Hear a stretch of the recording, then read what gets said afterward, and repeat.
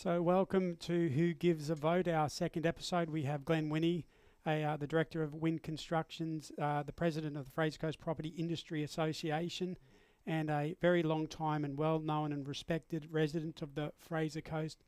Glen, thank you for joining us on Who Gives a Vote. Thanks, Stuart. It's good to be here.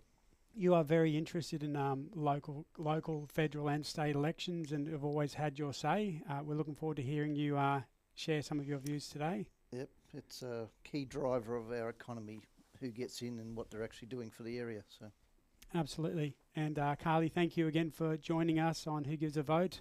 How did you enjoy last episode? It was great. Yeah, had a good time. You ready for another session? I am.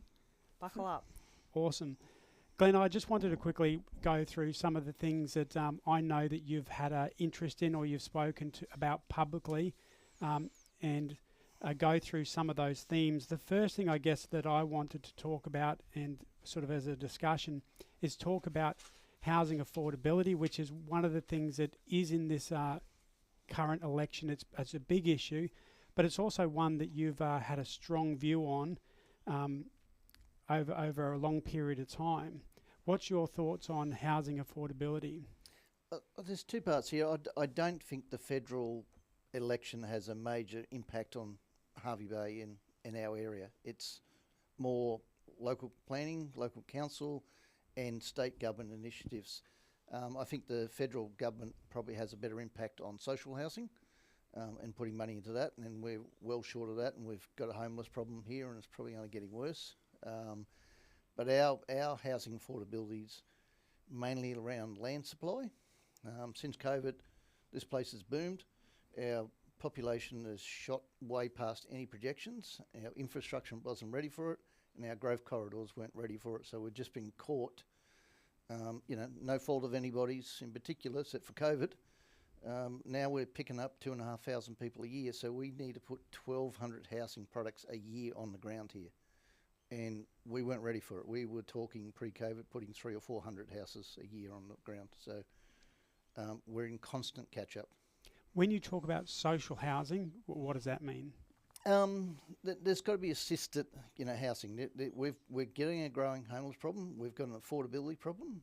We've got a lot of younger families that just can't get into the rental market now, because our rents have gone up so much over the last couple of years. Our vacancy rate's around 1%. Maryboro's 0.6% vacancy rate. So you've got to supply some assisted rent housing for people, and it's got to be government funded. They used to do it 10, 20 years ago here. I remember we built 20 or 30 units. The state government would pay for it, then rent it back at an assisted rental rates, and they try to keep managing that. And I haven't seen much of that going on at all for probably a decade. Carly, let's have a look at what the election has said in relation to commitments. So that's not what the government is currently doing, but it's what both parties, Labor and the Coalition, are saying if they were to get elected, what they would, I guess, do differently. Yep. So if we look at Labor for starters. Yep. So Labor, according to their online materials, they've committed 120 million from the National Productivity Fund to cut red tape and fast-track housing developments. And they also list their 2-year ban on foreign investors buying existing homes. And then if we look at the Conservatives, or the Coalition? Coalition have stated they will reduce migration and cap international students to relieve pressure on housing. They're funding essential infrastructure, water, power, sewerage for new developments. Maintain the home guarantee scheme and support older women and first home buyers. Freezing the national construction any national construction code changes, and restoring the Australian Building and Construction Commission, the ABCC, and also a 2-year ban on foreign investors buying existing homes. So, Glen, you've said before in relation to, and I've got it up on the screen here, a quote that you provided, which is a shortage of developer land, outdated town planning boundaries, and rising construction costs have made housing increasingly out of reach. Did you want to expand on that and also reflect on some of the commitments that the two parties have made? Yeah, so when I talk about expansion, so the town planning scheme is ready to be upgraded and actually change our boundaries. Our boundaries at the moment, if you go south, we go down to Chapel Road, and if you go out to Dundarren, we're sort of like Pyola Burham Heads Road. We can't do anything south of that. Our boundaries have got to shift. Council have been doing investigations on it for a few years now. Our town planning scheme's probably 1 or 2 years behind because they've just had so much, work to do with applications. So, but what's happened is we're getting overworked, and they're just trying to do applications. Then our population has exploded, so they haven't focused on how do we bring on more land quickly. We did a seminar last night with FCPIA, and we had some council officers there and that, and we talked about it, and we talked about the development life cycle. If somebody brought on, a farmer put his block of land on the market tomorrow, and he was going to, sell it, and we might get 100 lots out of it, say, the development process is over 1,380 days. So you'd be in there in Christmas 2028 in your new house if that block of land went on the market tomorrow. So the problem we've been saying is you can't keep waiting to try and fix this problem. You need to release more land. You need to ease the pressure. The other thing is we've just had a very boring mix of housing. We've just done cookie cutting 600, 800 square metre blocks. We've probably got the worst diversity in Queensland. Like, we only have 12% of our housing that's either medium density or high density. Regional Queensland's 24%. State average is 26%. So we don't do enough diversity. So we've got to do what's called brownfield sites. We've got to start coming in and taking some of those lots and turning them into duplexes or triplexes or small unit lots. So we've got to get really creative with how we're doing houses. And governments can actually incentivise that, and make it more attractive and, streamline the red tape and actually say, that's the product we want. We'll help you get there quicker. So that's a quote that you've provided in some of your, media that you've spoken about. You say we also need to embrace diverse housing solutions, small lot living, duplexes, triplexes, apartments, zero lot housing, and terrace homes. Some of those things are new to a lot of people, the zero lot housing and terrace homes. Do you want to talk a little bit about that diversity and are we doing it well? Is it being supported from a federal point of view? We're doing it badly here. Like in southeast Queensland, it's the norm. If you go to any of these new estates, Harmony or anything like that, most of the lots are, probably 250, 300, 450 square metres. They're 10 metres, 12 metres or 14.5 metres wide. Zero lot housings when you've got your own freehold lot, but you're building on one boundary and, you're 1.5 metres from the other. So in southeast Queensland, the government has said you need to build a certain amount of these zero lot houses or small lots within your subdivision. Up here, we do the opposite. We say you can't build under 500 square metres. So we're just, we're a decade behind from where the real market is. You've got all your major builders around Australia. They're all geared up to build these small lot housing. They build really good designs. They make it livable. And if we want to get the younger generation here, we're not building houses for that next generation. We've been building the same old stuff that we have for 20, 40 years, but a young person doesn't want to be mowing the lawns on the weekend. They want a low maintenance place, very little yard, and they want to be near amenity, and they want things to do in the public space. So we've got to change how we interact in the whole of Hervey Bay.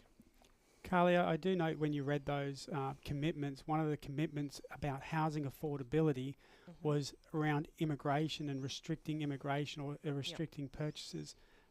What's your thoughts on whether or not that type of limiting of migration will impact housing affordability, and why have they talked about that as one of their commitments to deal with it? Well, I believe the coalition were the first to announce on that, and I think ALP SameZ, which both parties have been doing this election on a number of topics. I have limited understanding, but I believe the figures generally aren't as high as people expect when it comes to migration actually affecting housing. the migration level has been it's lower than what they projected to be at this point in time, like in 2025. COVID, yeah, after COVID, it's lower than what they projected. So I don't know that it's as larger an issue as it's made out to be, and whether or not a policy like that is going to make a huge effect. Just on that, I think that policy might have an effect in the cities, the major cities, but I doubt it will have very little effect in the regions. Yeah. I attended I don't know whether you call it a seminar, but I certainly attended a demographer who came out that was organised by the FC. Yep. Yep. By yourself, and one of the things that he was very strong on was the immigration and how it was going to impact regional areas in particular. What's your thoughts in relation to how the government or the political talk around immigration at the moment? Our biggest problem here in the region is health workers, and a lot of our doctors and that are migrants here, which is necessary, but we're not getting enough. If you look at our employment in Hervey Bay or Fraser Coast, we got 21.3% of our employment is in the health industry. Yep. State average is around 8%, because we've got this. That's significant. Significant because our average age is 51, state average is 38, so we've gone up 3 years older since COVID, and the biggest group that's moved into Hervey Bay is over 65s in the last 3 years. So the problem is we've already got an older than normal population, so what's happening is at least 30% of those health workers will probably be out of the workforce within the next 10 years, and we're not doing anything to bring new ones up, and we're having struggles attracting youth to come up here from capital cities. So there's got to be some sort of migration policy as well to actually incentivise and encourage, especially overseas health workers, targeted professionals to come up here. It's not just health workers too. We can't get engineers, town planners, a lot of the professions as well. So we need a targeted professional, incentive in regions. Let's look at what the government is committing to. Well, are they committing to anything? Because I couldn't find anything. Did you? If we look at the party commitments for Labor. Party commitments for Labor on housing availability. Yeah. Oh, sorry, immigration and we're talking. Sorry, immigration. On immigration and ageing. Yeah. Right, sorry, I'm catching up. I'm getting there. All right. So there was very limited detail or election policy released so far on immigration from the Labor camp. The Liberal National details that were available to us were to reduce permanent migration intake by 25%, limit international students at metropolitan universities, secure borders and strengthen detention laws, and restore integrity to the migration system. What's your thoughts on those commitments? A few problems there. If you, especially talking to demographers and that, if you take away the foreign students out of the universities, there's probably about a $3 or $4 billion hole in university funding.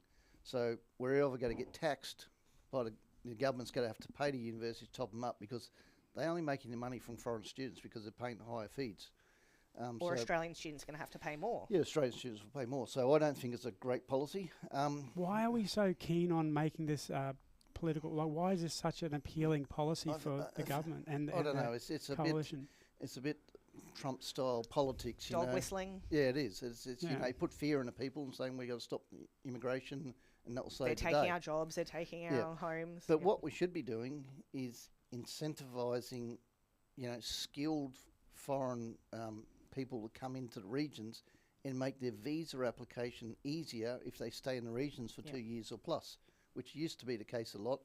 You stay here and get a visa. You get a lot of workers like South Africa. We get a lot of South Africans up here in the area because they can come into the region, they can buy a business, employ 5 or 6 people, then they can stay and they get a visa and that. So these are the things we need to encourage to get people to come bypass the cities and come into the regions. And when we had that meeting with the demographer, he did use this slide as a discussion point around immigration, even though it's about our ageing, and that is, which you've spoken to, the age breakdown The blue line is the Fraser Coast, and you can see that massive spike of between 60 and 70, and then Queensland is quite quite different if we have a look on that graph. What's your takeout message from that and from hearing? Was it Stephen? Simon Kusmaha. Yeah. So takeout message is we've got to do something completely different. So what Simon was saying is, Australia would double within about 70 years. So we could have 50 million people. But what he's saying is the capital cities can only take 1.5 times the population. So coastal regions especially could triple the population. Fraser Coast's about 118,000 people now. We could be around 350,000 people in, 70 years. So if we keep doing what we're doing, we're going to be in a serious crisis in 10 to 20 years because we've got this ageing population and no replenishment in the workforce. Yep. So we've got to completely change, and we're not doing enough to incentivise or get people from capital cities to come here, because what we do is we lose about 2,500 people a year between 18 and 25-year-olds because they go for a career or for education down in Brisbane or capital cities. So we've got to do something to bring the 25 to 40-year-old up here, and we're not succeeding with just Australians. So something we've got to do with immigration is drag them up here and drag skilled workers up here. Absolutely. And we'll come back to that a little bit later as well when there's another slide coming up about the retirement cliff, but I'll leave that for a bit later because I want to move on to the next issue that I think is an important one, and that is the cost of living, which is a significant hot button topic. It's a very big topic for a lot of people, and you hear a lot of people have. There's two things that when I hear about the cost of living, it's how people are struggling today and how they are feeling about the future. Yep. Like if I don't have $10 now, but I know that I'm going to come into, say I'm at university and I'm struggling to pay the bills, but I'm doing a law degree, I know that there's something coming in the future. But if I'm 65 and I'm struggling and there's no income coming my way, it's a very different story for different people. So I think it's an important one, and it's something that is touching the Fraser Coast. Residents are feeling the squeeze. They are feeling it hard to pay for food and fuel and electricity and healthcare, and the wage isn't necessarily matching. What's your thoughts on that? It's a hard one. Look, regional is harder than cities because if you're in cities, you've got a very good transport network, so you can now you've got 50-cent fares and buses and things like that. You're in places like Hervey Bay, you've got to get in a car and drive everywhere for work. You've got to spend money to electricity's expensive and things like that. So I think they should be gas is certainly something they should be putting in the system. They should be driving it down. Petrol excises is good. But why do it for 1 year, Yeah. Yep. Commit to 3 years type thing. Let's look at those. Can we have a look? Yep. Yeah. So you might find it easier to look up on the screen because they are a bit shortened there if you want, or you can read from there. It's up to you. Party commitments from Labor have been tax cuts for individuals, and those come into effect not the next financial year, the following financial year. $150 in energy bill relief for all households and 1 million small businesses. Lower PBS medicine prices. Scripts capped at $25, and I believe for pensioners it'll be $7.70. $7.70, is it? Yeah. Yep. 20% reduction in student debt. And one that you didn't have on the board is they were committing to continuing free TAFE as well. Oh, free TAFE. Yep. Yep. So is that'd be cost of living, wouldn't it, or would that be education? I guess that's probably. There's probably crossover on both. Yeah. The LNP focus on energy reform, renewables, gas and nuclear. Supermarket commissioner and increased penalties to tackle price gouging. Protect retirement savings from new taxes.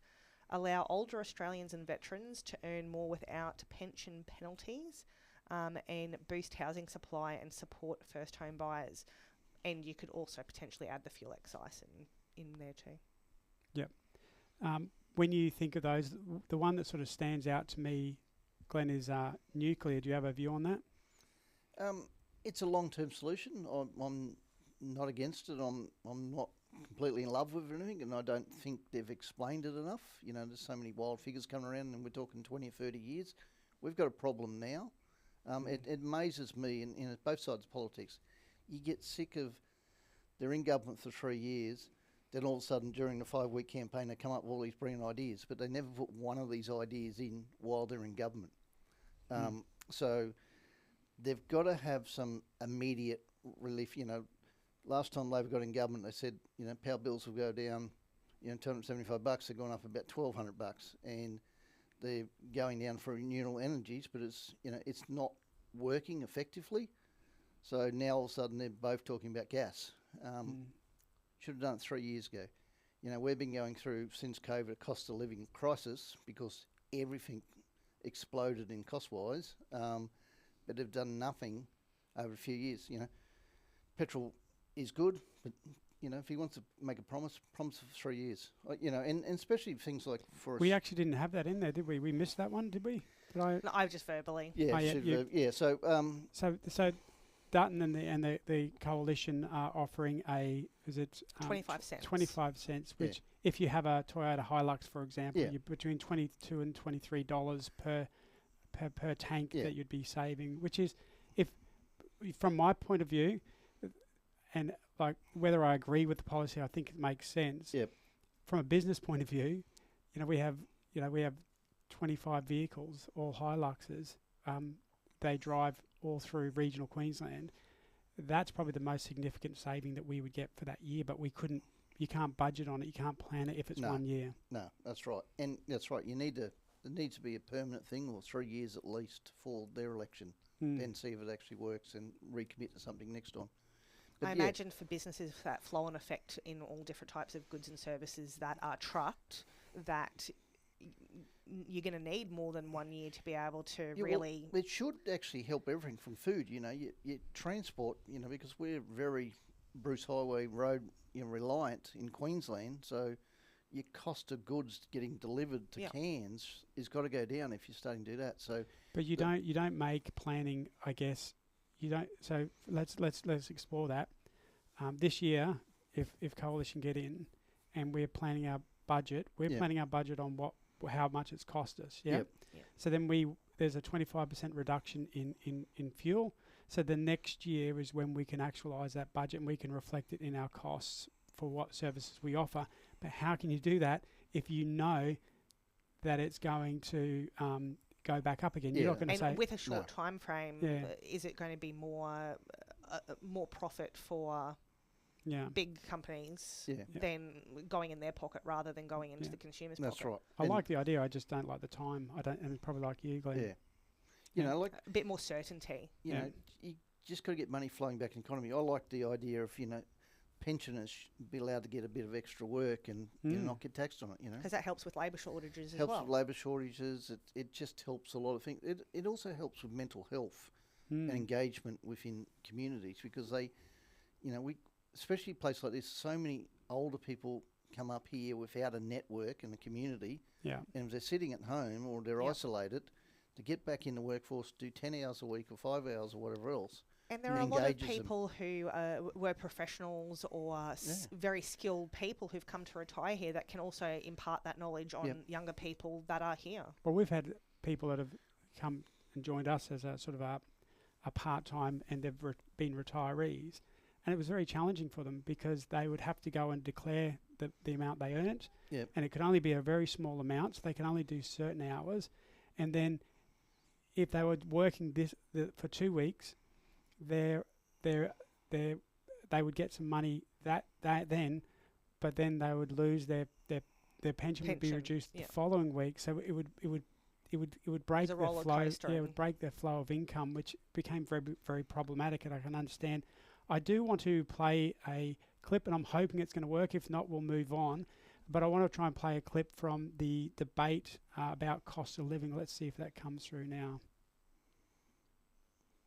I know, speaking to a number of the audience before we started, that cost of living is a big issue for a lot of you, and a few nods in the audience. Can I just get a show of hands? Who's doing it pretty tough? Who's finding it hard to get by at the moment, the way the economy is, cost of living pressures and so on?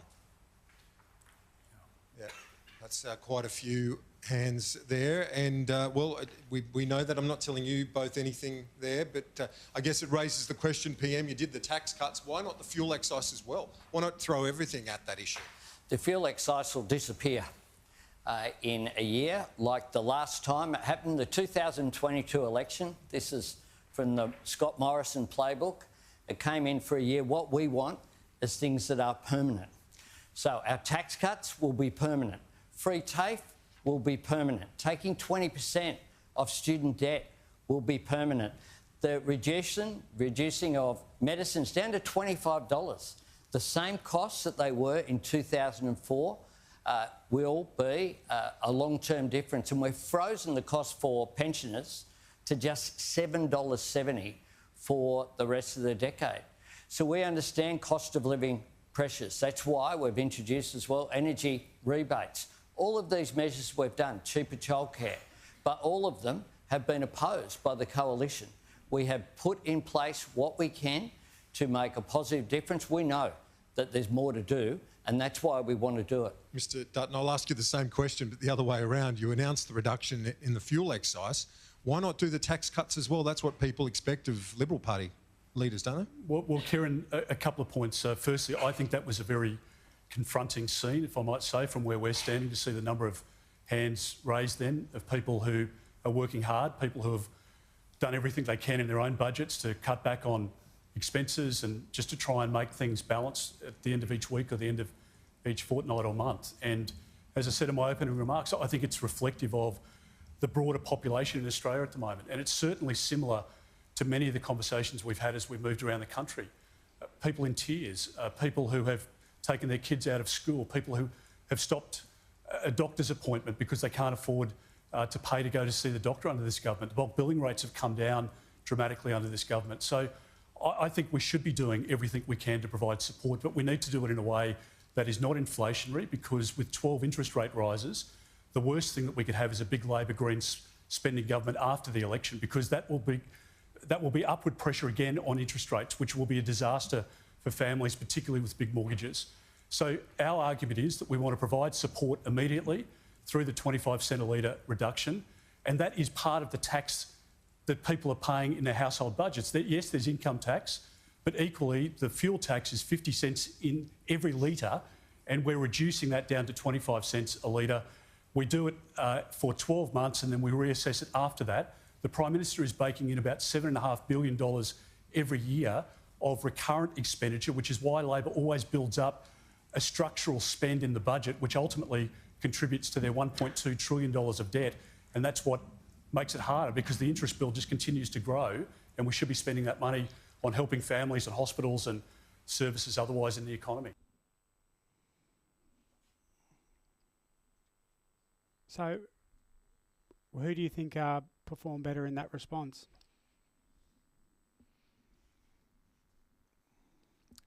I think Albo did, mainly just because he projects being a little bit more across detail.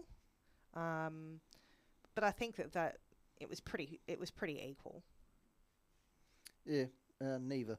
So just, a tax cut in a year's time, if you're not trying to get the cost of living down, like fuel and gas and everything else, the cost of living prices will probably get higher than your tax cut, so we're probably no better off. So I don't think either of them got a solution to get the cost of living down. They're skirting around the edges, but there is no major plan of why everything's getting so expensive. It feels like no one's brave enough to put in solid reform because they tend to get punished at the ballot box for it. The concept of is doing both of those things too much for the economy, do you think? No, but they're already running in big deficits, and they're going to be running deficits for another decade. So, if they keep spending on, they're going to get bigger interest bills. So, it's a wild world out there. we're teetering close with what's going on in America, that we could be in a recession later this year. So I think with that sort of things going on externally, I think you've got to hold your powder dry a little bit. Yeah. And actually respond to the market. The big thing's got to be interest rate cuts later in the year if the market starts slowing down. So that's got to be the biggest cost of living saving to most families in Australia. Yeah. Excellent. I want to get to skill shortage, and we're also short on time a little bit, so we'll try and go through these commitments. Did you want to go through these commitments, Carly? Certainly will. Again, Labor didn't have a lot of specific new information or new commitments in their 2025 campaign related to skill shortages. The LNP have got listed expand skilled visa access for the construction sector and encourage older Australians and veterans to rejoin the workforce without pension penalties. So not a lot there, is there? No, there's not. Nothing in the Labor side there, but Well, you could argue that the free TAFE is a skill shortage. Yes, I was going Yeah, to say that free should help, TAFE, yep. and also not playing around too much with the students, overseas students, international students, because if they come here, they learn, they graduate, they love the place, they're going to want to stay. So, I've been in construction industry for a long time up here, and COVID boomed this place. So, we're always at a shortage of skills. We're now going to put the Olympics on top of that. Now the decision's made. Southeast Queensland's got to soak up so much skills. A lot of time, we can't get, any bigger jobs. We can't get skills up here. Like, I'm seeing on jobs around here that, we got Vietnamese plasterers coming in, the gangs coming in and doing the plastering, and from Gold Coast and Brisbane and things like that. So we're getting a lot of what I call fly-in, fly-out workers at the moment. And I was just talking to, one today that he's got to bring 30 guys up from the Sunshine Coast and down to work on the new council chambers in Main Street. But he was trying to bring people up and he can't get accommodation. So he's trying to get Airbnbs. They're all pushing their prices up because of Easter and everything like that. So, he's supposed to be up here doing jobs next week. He's got to send everybody back down there because there's no accommodation around it. So, our labour problem, a lot of our labour problem is also around the accommodation issue too in regional Queensland. And it's only going to get worse. Yeah, and when you say it's going to get worse, if we were to look at that, one of those the demographer group, a demographics group with the retirement cliff, it doesn't paint a good picture, does it? We've got all these different professions. It shows you that a retirement age, there's a significant issue there with people retiring, isn't there? Massive. And COVID has sped this up so fast. To put within 3 or 4 years of COVID, to put an average age of extra 3 years on our population is massive, when our biggest sectors are over 65 and over 75 years. So we've given ourselves a major health burden. Yep. And we've done nothing to import younger people in here. Then now we got this average age is so high, we're talking 13 years higher than the state average. So within the next 10 years or so, that cliff's just going to go straight off, and all your health workers saying, well, we're out, now we need health care. So to put that into perspective, to give you, tell me if I'm reading this right, that when we're talking about bus drivers in Australia, 48% of them are aged between 55 and 64. 26% are aged 65 or over. Is that right? Yeah, that's right. Bus drivers and truck drivers and that are probably one of the worst demographics because young people aren't replacing them. So what's that? That's 74% of bus drivers will retire in the next 10 years, at least. You look at disabled, carers and aged care. You're 60 odd % are going to be dropping out. And what's even more alarming is that 21% of our population in the Fraser Coast. Yeah. It's so when we talk about, and this goes back to, I guess, the immigration issue, the people that are getting older will need aged care nurses Yes. to look after them, but 35% of those are retiring Yep. by the time that those groups are going to grow into old age and need And any of assistance. those industries where there are vulnerable people, be it aged care, childcare, things that are caring industries are also low-paid industries as well. Yep. So a lot of obviously young people that are coming in to replace them, they're going to look at a whole raft of other opportunities before they're going to look at that due to that factor. So and since the COVID thing, we've analysed aged care up here, and the aged care are probably the most aggressive development in this region. So there's over 3,600 houses either under construction or about to start got DA approvals. So what's been happening is they've been taking out our stock of low density. They're going to be, and they're doing massive marketing because they're billion dollar companies doing massive marketing down south and saying, come up to Harvey Bay and retire. This is the perfect spot.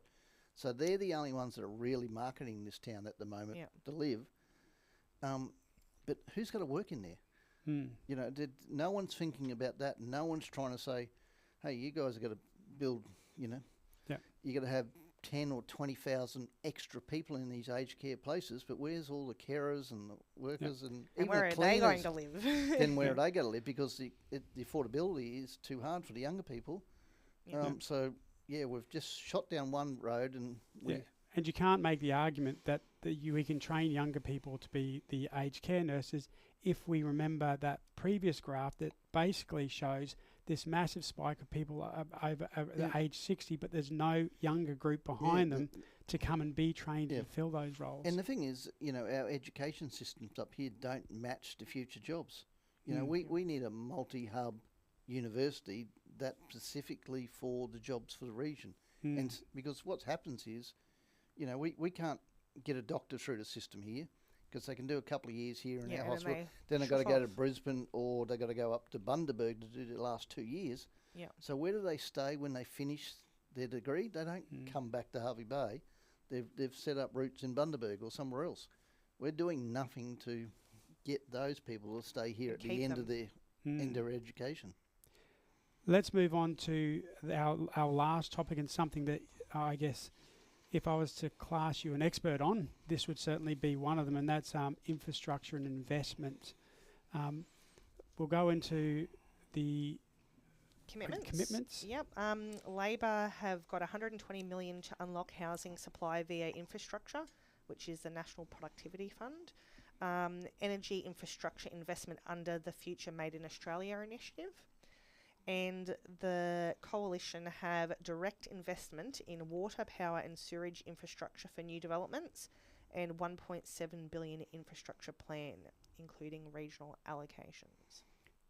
Is it fair to say that there's a lot of words there, but I have no idea what they're talking about? Yep, and I'd say it's very little going to affect us. And where's the detail? So if you look at state government at the moment, they've just put out another $500 million for infrastructure, but they'll split $250,000 in Southeast and then they'll go regional. Yeah. But it's got to be shovel ready and it's got to be future infrastructure. So it's really, council doing some trunk infrastructure or something like that. It's not really geared for a developer bringing on affordable housing quickly because they're not saying we've got to offset some headwork so you can pass that on to the consumer. So, they're just big numbers that, that don't think. If they want to fix infrastructure, get rid of the red tape. We just take so long to do anything in Australia. And like you said, now that there's been such a surge up here, that's just blown out completely. Yep. One of the best things they can do is, we got how many hundreds of millions in the Bruce Highway. Make it quicker, make it flood proof. Then we're 3 hours to 3 or 4 million people. Well, how important has the Gympie bypass been? Massive. Massive. It's about 22 minutes closer to Brisbane. So so you add the Tyro bypass, and all of a sudden, and then the I guess the other big then suddenly Harvey Bay isn't really that far away. Then from we just get the loop road around Maryborough, which is another the thing that they've been talking is the Maryborough bypass as well, which could revitalise Maryborough. So Main Roads are currently doing a thing called FITS, which is the Fraser Coast Infrastructure Transport Strategy. Yeah. So they're out there doing public consultation now on what's our road system look like the next 20 years, and us as an industry have been talking to them and saying, well, you need to plan the bypass around Maryborough now, because you look at the Arrowin Road, Boundary Road, that was planned in about 1988, 1990. You know, if somebody didn't have the foresight back then to do that. we would be buggered now and we'd be landlocked, you know, just going up and down Boat Harbour Drive with no chance of making it 4 lanes. Yep. Where somebody said, we need to take a strip of 4 lanes out of, you know, and I was here when they did it because I was selling the land around there, and there probably would have been 25,000 people there. So somebody had the foresight to say, well, we're going to be in trouble when we get to 70,000. So that vision. that's what's got to happen now with some of the other bypasses. I want to just read something that you've said as well. It says our underdeveloped but full of potential sports precinct could host basketball, netball, all of the codes and more if we get serious about investment and planning now. So that's and the reason why I bring that up is because that's something you've talked about. It's a local issue. It's a local government issue. It's a state issue. It's now a federal issue. And it's now a federal issue because in the Courier Mail, LNP Hinkler candidate David Batt has promised $500,000 to the Harvey Bay Basketball to build a canteen, office, female, male and accessible change rooms and bathrooms at the new Ninkabah Sports Complex Basketball Centre if elected. What's your thoughts on that type of commitment? I know it's a small one, but how vital is that for regional areas? It's a token commitment. We need $50 million in that sports precinct. We need a 10,000 person stadium. We need a multi-thing. You know, have you seen any developed city on the east coast of Australia of this size with so little sporting facilities? We are, you know, Maryboroug's got more sporting facilities with 28,000 people than we have at 68,000 people. You know, we've been left behind for decades. Somebody needs to have a serious hit with $50 million. And if you want to attract the youth and you also want to attract sports tourism, especially coming up to the Olympics, that's where the big wad of money needs to be spent in some serious infrastructure. You know, Brisbane and take advantage of it while it's there. You know, Brisbane's saying, well, we've got to spend billions and this is going to be a legacy for the rest of, you know, and it will create major sporting events, it will create tourism, it will fill the accommodation houses up. This is what a decent sports precinct could do for us. But no one's really grabbed it, no one's really run with it. Well, I always think about when like the triathlons here and the school sports event that they have here yearly. The town's always buzzing, always packed when... But to be fair, how long has the sports precinct been planned for? It was started in 2007 or 2008. It was moved to Ninkabah in 2012 or 13. Yep. And this is the very first election commitment that any government has made. Which is good. I agree with it. And, you know, the Labor should match it. Or times it by 10. Yeah, or times it by 10. But, yes, we need it. It's good that David went out there and actually is identified that this is a major issue. He is making a lot of those small little commitments about helping local communities with signs. It's not something you see a lot of. You're not seeing a lot of that throughout Australia. It's all those... Yeah. It's not a very inspiring election this year. But you know, like I was talking to somebody that lives up here now, was ex-politician. I think somewhere in like Mildura and things like that. You know, they got about $60 million for sports and things like that at previous federal elections. We're getting tokenism at the moment from all sides of government. There is no one's put a serious... Maybe it'd be good if we weren't such a safe seat. Well, the other thing is we're a Bundaberg-centric seat. All our candidates are sitting in Bundaberg. And they still see us as the poor cousin down here, and most of the government departments sit up Bundaberg. You know, it's time that we actually had some representation in Harvey Bay for Harvey Bay. Yeah, you've talked about that. My question to you is, rather than representation in Harvey Bay, do you think the boundaries are right, that we are aligned with Bundaberg and Maryborough as opposed to, Bundaberg and Harvey Bay as opposed to Harvey Bay and Maryborough? No, they're not. And I was one of the ones that took a petition to court back in 2006 to try to get it changed. Yep. We got about 3,000 signatures. We should have been aligned with Maryborough. We should be aligned with our council. You know, we've got 2 state members. We've got 2 federal members. You know, and we've got a council. Nothing lines up. So our sports precinct sits in the Maryborough state seat. It's ridiculous. So Mm. your previous guy didn't want to know about it in Maryborough. So, you know, we got nothing for it. That's why we didn't get anything for that. You know, we've had Bundaberg sitting members for 20 or 30 years. That Bundaberg's always their core, you know, worry, and we just get jump change Scraps. down here. Yeah. To be fair, I thought that Paul Neville was a great representative for our community. He was great, but where's the serious money that come down here? Yeah. You know, Keith Pitt got that $100 million Hinkler deal, and we got $40 million for the thing, which was great. Mm. But I haven't seen anything for, you know, 6 or 8 years, and we've had the biggest boom in the last 5 years. We put on another 10,000 people, and we've had no serious money. So what infrastructure do you think we most urgently need now on the Fraser Coast or in Hervey Bay? Because this is not a Fraser Coast election for us, it's Hinkler. So let's talk Hervey Bay. Hervey Bay, we still need our water security. You know, the council's got a $60 million plan to upgrade our water security. But, you know, it's got to happen sometime. Health is our biggest thing. You know, why is Bundaberg getting a level 5 hospital, and we've got one of the oldest populations in Australia, and we don't have a cardio ward down in Hervey Bay? There is no serious money getting spent down here. Hospitals doing their next plan to 2046, and they're still using census numbers to plan the hospitals. So I was a thing about a week ago. They're 24,000 people short on the population projection. So how do you plan for health? Mm. You know, so you know, health's a big one, sport's a big one, you know, and water security. But main roads is a thing. We're way behind with our roads, but a lot of our roads are state government rather than federal. But Bruce Highway is a major boost. Mm. So I think education is also something, even though it is, I guess, mostly a state type issue, but it is an issue with too. the education, this is another thing. Like, all government departments are still living in pre-COVID world where they're using census. Till next census comes out, they won't adjust their figures. I mean, my understanding is the 2 high schools in Hervey Bay, particularly Urangan, have been over capacity for and a decade. The state government did a wide bay plan. The previous state government did a wide bay plan and said, we don't need another school here for 20 years. It's just insane. So the new government's just got in and said, all right, we're taking the wide bay plan out for review.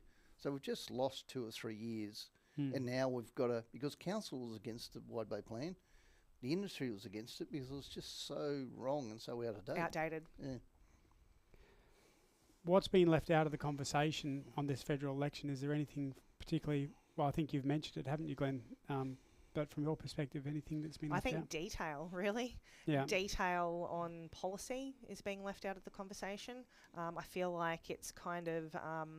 there's a whole heap of thought bubbles that get dressed up as campaign announcements, but they're actually not solid announcements. They're just things that have been put out there that get picked up on social media, and then people think they're voting for that, but they're not even a real announcement. Inspiration's missing. They're just playing small target politics. You know, then when they step over the line slightly, where Dutton said, "I'll bring everybody that can't work from home, bring them back." Got negative vibes in a few days, so he just drops the policy 2 days later. So they're just trying to play politics during it. There's no one there with a vision saying, this is what I want our country to look like in 20 years' time, and this is the main things we have to do. Yeah. Even a nuclear policy, real gung ho behind pre-election. Now, as soon as you get into election mode, it's just polling's not going well, so we'll shut that conversation down. We'll stop talking down. about that. I like the nuclear option as in a nuclear energy option. I think that's a really progressive idea. But if he wants to run with it and actually own it. Yeah, have a vision and don't. It feels like he's hedging his bets a little bit, which is a bit definitely frustrating. sitting on the fence. Yeah. I've got to say, Chalmers in last night's debate, I really thought he was quite. He is a future leader. He is somebody that you'd hope could be a prime minister one day. What do you think of Chalmers? Oh, I didn't see the debate last night. Yeah. Well, he's out of the 4 people that have spoken. I definitely don't think that Angus Taylor's got the prime minister material. I don't think he's quick enough on his feet to be able to do that. But Chalmers, he does communicate very well. And really, the Treasurer is nearly the most important role in Australia. You look at Costello and Keating and things like that. Some of the biggest political figures in our history over the last that have changed the country. They've made major. they made major policy changes, and done radical things from, from superannuation, forced superannuation to GSTs and things like that. And they've been brave enough to, even though it may not have been popular at the time. So as we're well. seeing nothing like that in these elections. There's nothing's going to say, well, they're doing something now that's going to make it better for the kids in 10 years' time. That superannuation change or whatever else, the forced super is now giving tens of thousands, hundreds of thousands of people a retirement fund that they probably wouldn't have had unless they were paid out of their employment check. Yeah.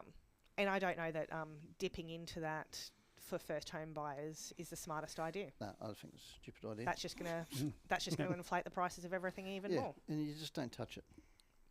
Glenn, thank you so much for joining us. We're out of time now. We've just gone over a couple of minutes, but I've really appreciated what you've got to say. I've learnt a lot. I've really enjoyed discussions. Do you reckon you could come back sometime before the election's over and we can have another chat? Just maybe when the mayor's here, and we'll George, he jumps in on a Monday, so maybe we'll get you back at one point. Yep. Anything else you want to? No, I'm all happy to have a chat anytime. Excellent. So our next episode which is hidden there in the, it's Wednesday the 16th of April at 5:15, which is next week because we're not going on Monday. No. So we look forward to seeing you all then. George will be back in the hot seat as well. So.